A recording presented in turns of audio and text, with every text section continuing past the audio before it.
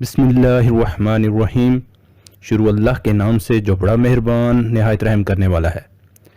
रमज़ान मुबारक के दौरान किचन में ज़्यादा काम और पानी कम पीने की वजह से अक्सर ख़वातीन के चेहरे की जिल्द बेरौनक और बेजान हो जाती है।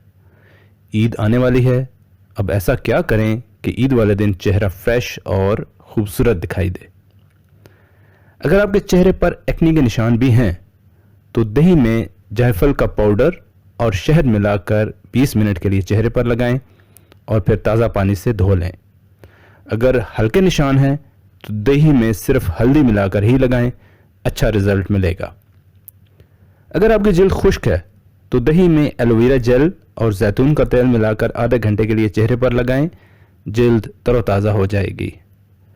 अगर आपकी जिल्द पर छाइयाँ और झुर्रियाँ भी हैं तो एक प्याली में 2 चाय के चम्मच बेसन, 1 चाय का चम्मच शहद, 2 चाय के चम्मच दही, 1 चाय का चम्मच नींबू का रस और आधा चाय का चम्मच हल्दी को मिलाकर अच्छी तरह मिक्स कर लें और 20 मिनट के लिए चेहरे, गर्दन और हाथों पर लगाएं और फिर ताज़ा पानी से धो लें।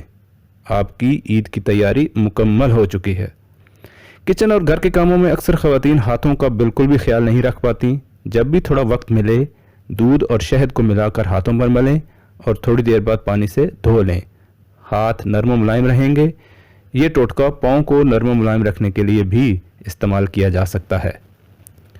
कोई भी फेस मास्क लगाने से पहले अगर चेहरे की ब्लीचिंग और थ्रेडिंग कर ली जाए तो उससे चेहरा ज़्यादा साफ और बेहतर दिखाई देता है। 1 चम्मच शहद में आधा चम्मच अरके गुलाब और आधा चम्मच नींबू का रस मिलाकर होंठों पर मुसलसल लगाने से होंठ नरम व मुलायम और गुलाबी हो जाते हैं।